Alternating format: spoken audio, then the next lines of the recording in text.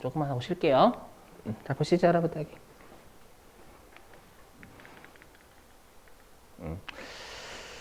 자, 여기 퇴직급여 제도인데요. 여기 보시면 이거 설명.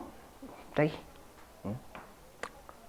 자, 우리가 여러분 퇴직금 같은 경우에는 요 첫 번째 사례는 옛날 퇴직금 규정, 뭐 물론 지금도 있긴 하지만 뭐냐면 회사가 직접 퇴직금을 임직원이 퇴사할 때 현금으로 주는 거, 했죠?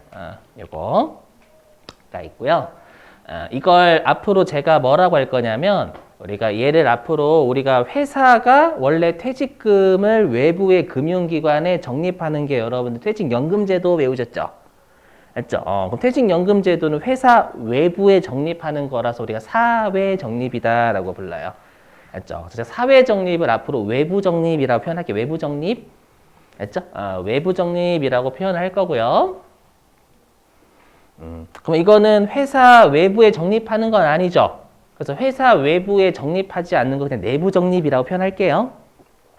직접 내부에 적립하는 게 아니라 외부에 적립하지 않았다라는 뜻이에요. 앞으로. 자, 그러면 우리가 회사가 이게 문제가 뭐냐면 이렇게 외부 적립을 하지 않으면 회사가 망할 때 임직원이 퇴직금을 못 받죠.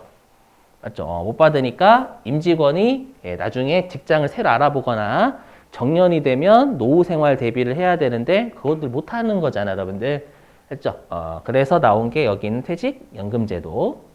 그죠? 뭐냐면 자, 우리가 회사가 있어요.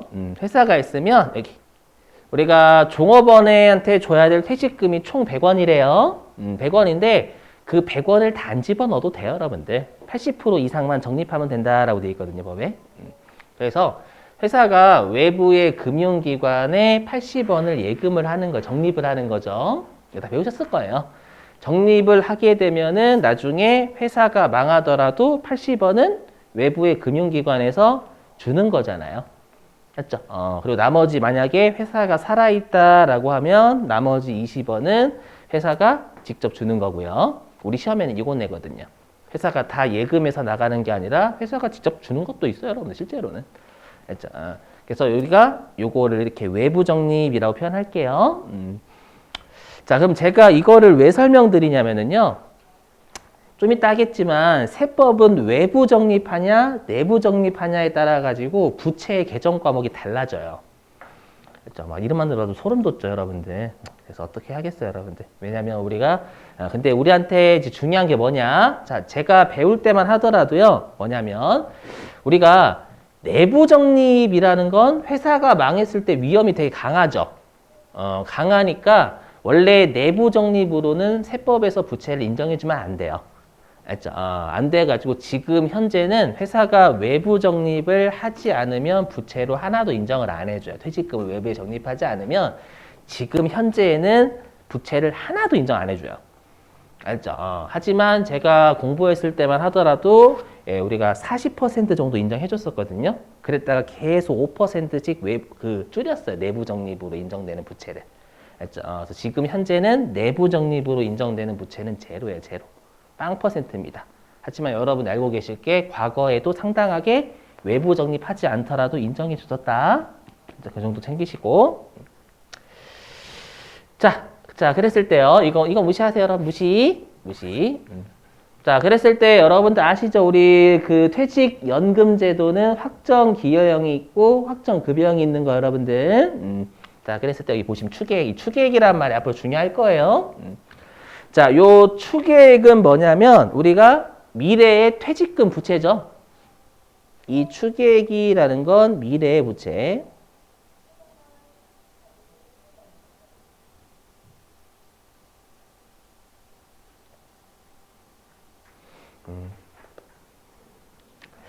자, 미래의 퇴직금 부채고요. 그래서 즉 임직원이 퇴사를 할 때 100원의 퇴직금이 미래에 나갈 것 같다. 즉 갚아야 되는 부채잖아요. 엄밀히 얘기하면은요. 자, 부채인데 우리가 아시지만 확정급여형 같은 경우에는 회사가 회사의 계좌에 넣었죠, 여러분들. 그 계좌 아마 퇴직연금 운용자산이다라고 배우셨을 거예요. 맞죠? 자, 그래서 법인은 법인의 계좌에 예금하는 컨셉이죠. 왜냐하면 본인이 본인 계좌에 넣는 거지 임직원 계좌에 주는 게 아니니까. 그렇죠? 그래서 얘는 우리가 자산 성격이어가지고 퇴직 연금 운용 자산이라고 배우셨을 거예요. 자, 그랬을 때 만약에 금융기관이 잘 굴렸다. 그래서 20원의 수익을 냈다라고 하면 법인 계좌에 20원 들어가 있는 거죠, 여러분들. 120원. 100원에다가 20원 더 더해져가지고. 그럼 나중에 종업원이 퇴사할 때 얼마 주면 되는 거예요? 계속 100원이 남아있죠? 왜냐하면 종업원한테 퇴직금 준 적이 없으니까 자신의 계좌에 넣은 거지. 맞죠? 종업원 계좌에 넣은 게 아니기 때문에. 그래서 임직원이 퇴사할 때 그때 100원만 나가면 되는 거고요. 그죠? 반대로 손실을 내면 회사가 80원밖에 없는 거잖아요. 그렇죠? 그럼 새롭게 20원을 예금을 해서 맞춰줘야 되는 거예요. 100원을요. 그렇죠? 그래서 아마 여러분들이 요 확정급여형 같은 경우에서 보시면 확정급여형 같은 경우에는 종업원이 퇴사하기 전까지는 계속 부채가 존재하는 거예요. 이해되세요? 그래서 앞으로 우리가 잘 외우시는 거예요. 세법은 이렇게 우리가 추계액 있죠? 추정되는 부채, 퇴직금 추정액. 얘를요, 뭐라고 하냐면 퇴직금 추정액을 부채로 쓰는 계정 과목을 우리가 충당금이라고 해요. 충당금. 됐죠? 충당금이라고 하고요. 그래서 우리 확정급여형은 추계액이 종업원이 퇴사하기 전까지는 있기 때문에 충당금이라는 계정 과목이 존재한다라는 거고요. 이건 실기에서 중요해. 왜냐하면 기여형 이런 것들 구분해줘야 되거든요. 자, 그 다음에 확정기여형. 자, 우리가 확정기여형은 임직원 개인 계좌에 회사가 쏘는 거죠, 여러분들. 그래 배우셨죠? 임직원 계좌에. 자, 그래서 실제로 우리가 기여형 같은 경우에는 회사가 임직원 개인 계좌에 퇴직금을 준 거예요. 단지 종업원이 퇴사하기 전까지는 못 찾을 뿐. 그렇죠? 종업원 계좌에 준 거나 마찬가지니까 여러분들이 좀 이따 제 띄우겠지만 여기 비용이잖아요, 비용. 아마 계정 과목은 퇴직급여라고 배우셨을 거예요. 동의되시죠, 여러분들? 이렇게? 자, 그리고 여기요.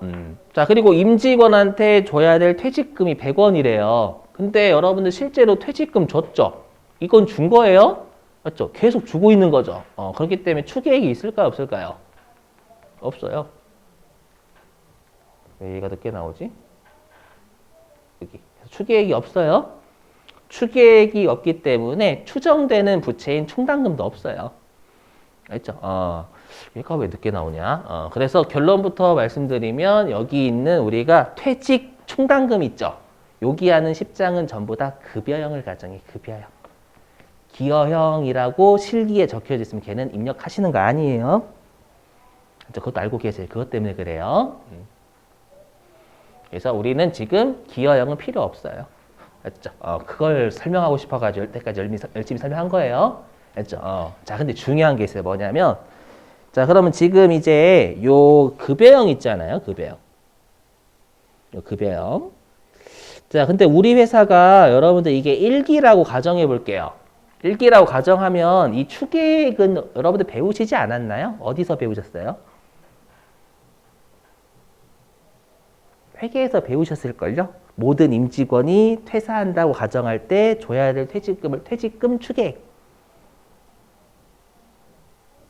네, 표정 언제? 맞죠? 그래서 얘가 만약 1기다라고 하면 분기 어떻게 끊어요, 여러분들? 대변의 퇴충. 죄송하지만 퇴직급여 충당부채를 퇴충이라고 좀 할게요. 퇴충 100. 그 다음에 차변에 뭐 와요?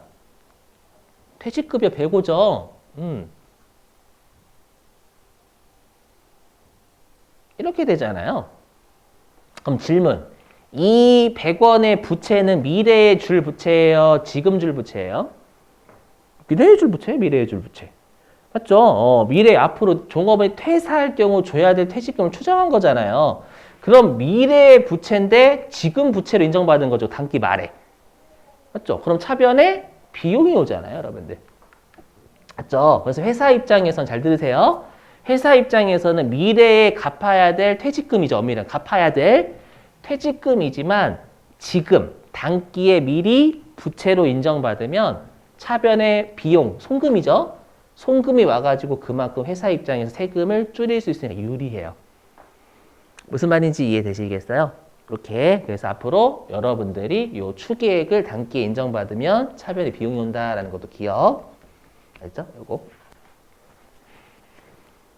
자, 요거 하고 쉴게 이제 여기까지는 해야 돼요. 여기까지만 하고. 왜 글씨가 마음에 안 드는데? 왜 안 고쳐지지? 자, 보시면 이거는 요것 좀 외워주세요. 여기. 다 외워주시는 거예요.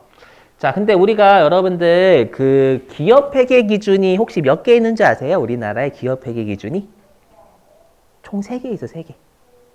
뭐냐면 여러분들이 배우시는 기준은 일반 기업 회계 기준, 그리고 재경관리사나 아니면은 그 회계사, 그 세무사 그쪽에서 하는 건 우리가 IFRS라고 국제회계 기준, 그 다음에 세 번째가 중소기업 회계 기준. 이렇게.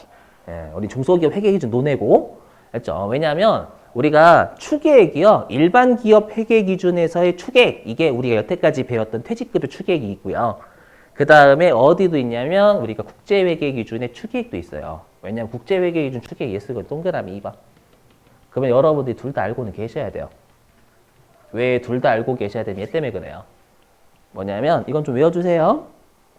세법은요, 일단은 추계액이 2개가 있거든요. 이 둘 중에 무조건 추계액은 큰 거 입력하셔야 된다라는 거 실기에서 좀 외워주셔야 돼요. 아셨죠?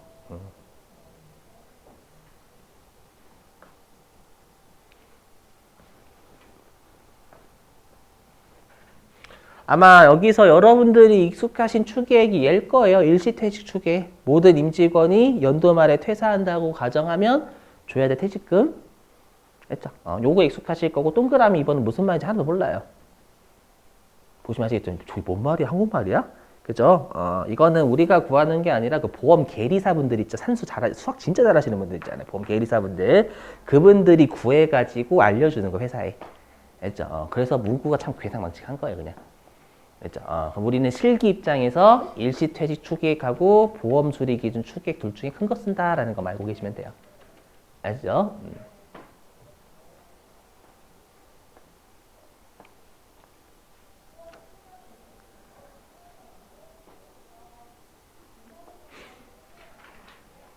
자, 근데 이제 문제 보시면 문제요. 뭐냐면은요. 뭐냐면 우리가 여러분들 기업 회계 기준에서는 그 부채 퇴직금과 관련된 부채를 배우셨을 때 개정 과목 딱 한 개 배우셨을걸요? 맞죠? 우리가 그 재무회계 배우실 때 퇴직금과 관련된 부채는 아마 전부 다 퇴직급여 충당부채라는 개정 과목으로 배우셨을 거예요. 동의되시죠? 그리고서 뭐 회계에서는 여러분들 외부 적립하면 이부채고요, 내부 적립하면 이부채라고 하지 않았죠?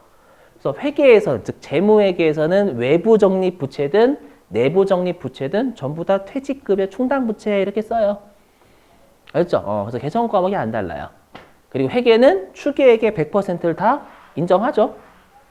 알죠? 이렇게. 하지만 세법은 달라요. 이것 때문에 그래요. 세법은 뭐냐면 여기 자 갑자기 충당금이 2개 보이시죠? 퇴직급여 충당금이라는 게 있고요. 퇴직연금 충당금이라는 게 있고요. 설명드리면 아까 제가 세법은 외부 적립을 해야지만 인정되는 부채가 있고 외부 적립을 하지 않아도 인정되는 부채가 있다라고 했죠. 그래서 외부 적립을 해야지만 인정되는 부채를 세법에서는 퇴직연금 충당금이라고 불러요. 알고 계셔야 돼요. 왜냐하면 이게 제일 중요하거든요. 그래서 얘를 앞으로 제가 뭐라고 할 거면 연충이라고 연충. 좀 줄여서 연충이 제가 앞으로 연충이에요 라고 하면 외부 적립해야지만 인정되는 부채, 걔를 연충이라고 할 거고요. 그리고 외부 적립이 없더라도 인정되는 부채를 제가 퇴충이라고 할게요. 퇴직급여 충당금.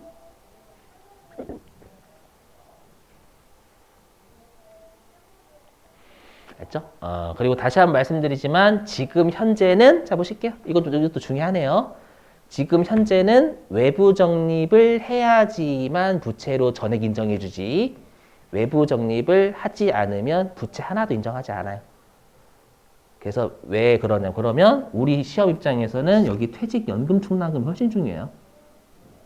여기 퇴직급여 충당금은요 거의 소멸됐어요. 하나도 안 중요해져가지고 이게 88회인가? 그때 이후로 이제 외부 적립하지 않으면 부채 인정 안 해줬거든요.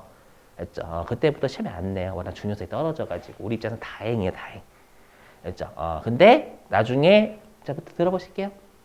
우리가 항상 실기할 때 이때는 이 서식이 어렵고 이때는 이 실기 서식이 쉽다라는 걸 알아야죠. 그러면 우리가 이 연충 있잖아요. 연충을 할 때 퇴충이 연관이 돼요. 그래서 퇴충이 갑자기 연충에서 나오면 그 회차는 어려운 회차예요. 그렇죠? 그리고 연충을 할 때 퇴충이 없으면 서로 간에 좀 약간 행복한 회차예요.